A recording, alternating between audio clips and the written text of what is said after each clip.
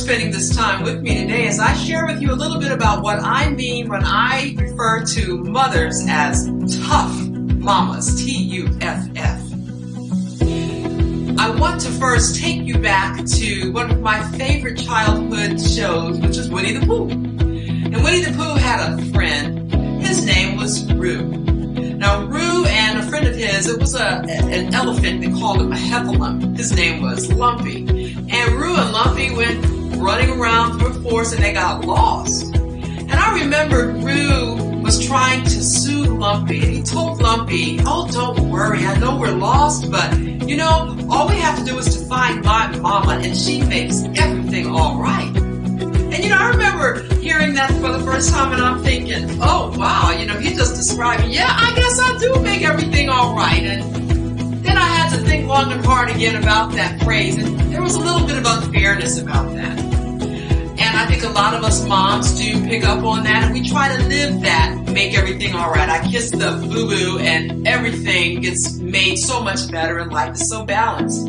But you know, the truth is, if we really want to be honest about who we are as moms and people, is that we are imperfect. And sometimes we really do need our space. And quite often we can be in bad moods too. And it's during those times if somebody needs to have our attention, we have to try and make things right and perfect. It doesn't always work that way. But then what happens is that we blame ourselves. And we need to stop blaming ourselves for everything that goes wrong, because that's not why we were put in positions as a mother. A tough mama, T-U-F-F, understands this very well. And that's where I'm going to take you today. We're going to go through every letter, T-U-F-F, but today we're going to focus just on 3 aspects of the T. And I'll give you the other letters at some other time. And before I get into this, I would like for you to please feel free to comment below this video.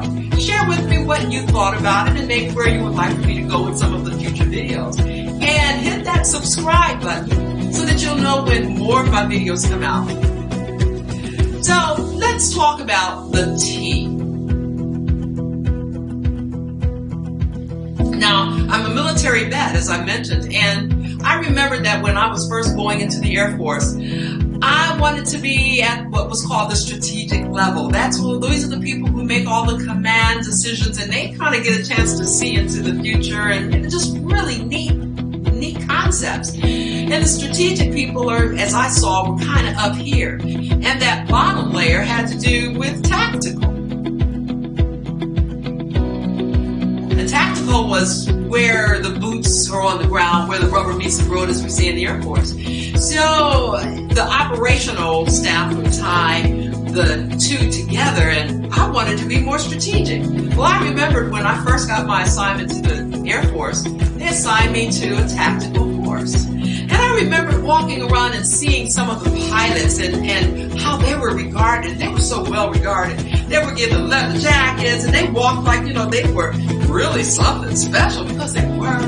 But I just felt that I needed to be better regarded as well. And I remembered there was an individual who had been in the military for a while, and he came up to me and he said, you know, it's okay to, you know, feel that way, but what you need to understand is that when our pilots go out and they have to fight from a jet, a fighter jet pilot doesn't have a whole team of people up in the air helping them out. They have to figure out everything so that they can get back home safely.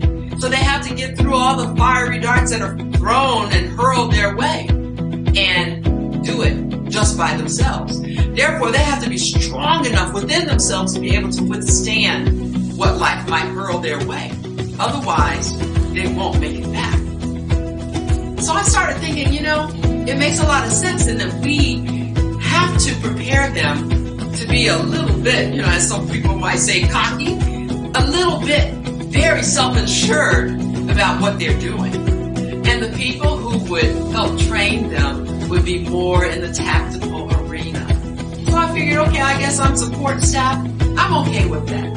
because I understand the importance of their role. And so then when I got out of the military some years later and I became a mother, I remember some people sort of looking at me and saying, oh, that's all you do and all. And I'm thinking, boy, there's a lot that I'm doing. And then one day when I sat and I understood my role, I realized that I was tactical.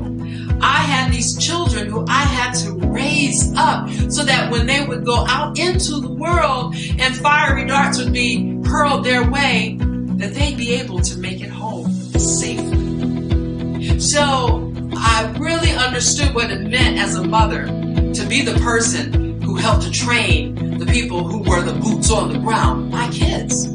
So as I'm training them, I, with the T, being tactical, have to understand that the attitude that I carried and that I portrayed to them had to be right. And when I talk about attitude, I want you to think about the airplane.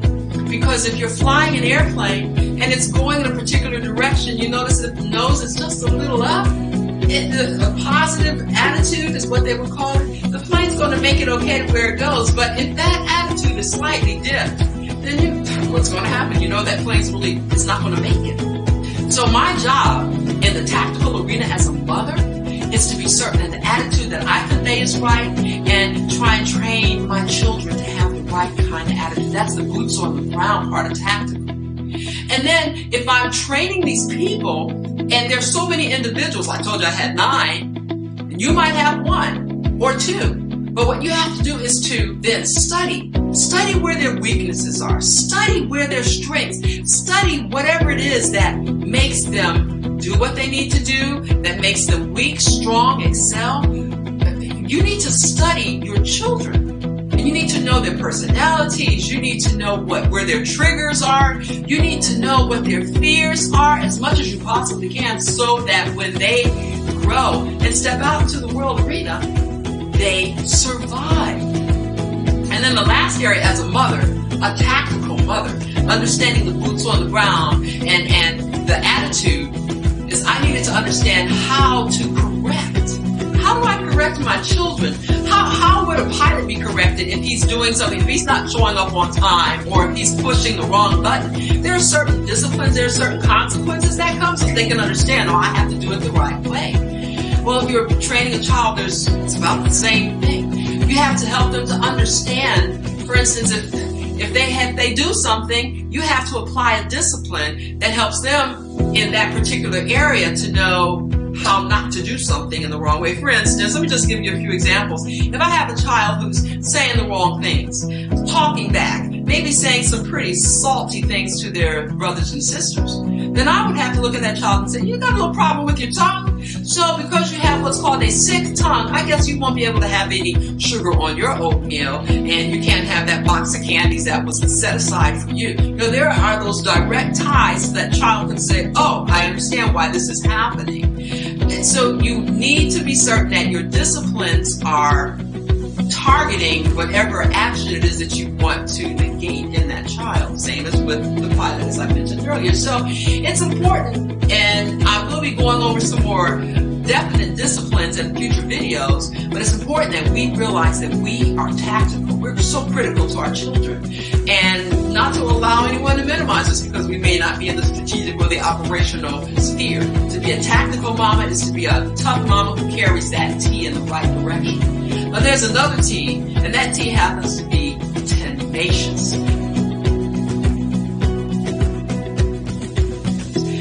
You need to be tenacious, meaning that you do whatever it is that you need to do to get the job done. You know, if it means sitting up half the night with a child who is pretty sick, or with a child who's trying to understand a particular study and you're doing your very best to keep them motivated and moving, you have to do what needs to be done. You know, when you're tenacious, that means that you don't allow yourself to be perceived even as weak. You know how the television shows would sometimes show a woman, she's running with a whole group of people from some type of a threat. She trips and falls, and now she can't get up, and you know, that's how sometimes women can be portrayed. But really, I've seen a lot of women who are a ton stronger than that. That means that as a tough mama, you do whatever it takes to get the job done. I think of Stephanie Decker. She's a woman who most of us around the nation heard about some years ago. She lived in the Midwest, and And she went to pick up her children from school. She had two little kids and was racing home ahead of a tornado storm. And by the time she got to her home, she could see that the tornado was somewhere near. She got those two children and wrapped them in a huge blanket and laid her body upon them in the basement of their house just in time before the tornado hit. The tornado hit and then the house started falling all over her. And once it was quiet, she sort of looked and surveyed the damage. Her kids, she looked, they were okay. And she saw that her legs had been hit by some beams from the house. And then another tornado hit again. She's holding on to these children with all her might. And the house proceeds yet again to fall and things to fly. When it was all said and done, Miss Deckard lost big portions of both of her legs. But those babies had not a scratch. She held on to what meant the most to her. And she did what it took. Now, she did leave that situation wearing prosthetics later, but she had her babies alive and well. She did what it took. See, a tough mama doesn't think about some of the issues that might be surrounding her. She can focus on what the most important task happens to be, and she gets the job done. Be tenacious. And the last of the 3 T's is talented. You know, I have run into so many moms who used to be so good at doing a variety of things, talents, very talented people. And somehow when we become moms, we just put all that stuff down for so long until if we want to pick it up later in life, we've forgotten. I mean, musicians and artists and even athletes. And I implore every mama that in order to be tough, you need to continue with the talents that you have because that's what makes life fun. It also helps to teach our daughters that when we instill so much goodness in them, be it gymnastics or academics or art or whatever it is, that it's something that's worthy of them to continue refining and honing through their lives. But we as moms put those things down because we get so busy blocking and tackling for our children. You know, there was a study done by Cornell University recently, and it showed that dads spend more time playing with their children, whereas moms take care of more of the details, and then they don't get to play much. We spent some time living in Greece, and I remembered some of the women from the village came over, and I just wanted to maybe play table tennis with them because we had access to a few wonderful little games, you know, just to kind of get to know each other in a fun manner. And every single woman that I ran into said, "Oh no, let's just sit down and talk." And, you know, I'm the type of person who I do like to get up and have fun. I like to sit down and talk too, but it was just to me an extension of this, let's just sit down and do nothing. You know, I would love to find a mama's softball team and you know, mama's basketball team, where we could just get together and have fun as opposed to just sitting down and playing bunco and things of that nature. Those are good and okay, but we need to stop putting down those things that we enjoy at different points in our life. So we'd ask ourselves some questions. What hobbies have I put down? What talents have I put down that I really enjoy? Or what hobbies and talents and skills would I like to pick up? It's not too late. It's never too late.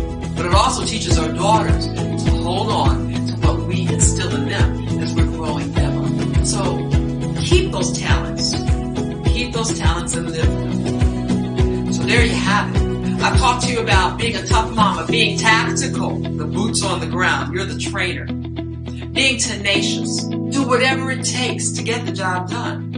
And be talented. You're already talented. Don't put it down. Be that right kind of mama who demonstrates for her children that she will always be worthy of specific respects because she delights in the things of herself and her strengths. And I'd like to also remind you to keep up with yourself while you keep up with your kids, and don't lose yourself in the process.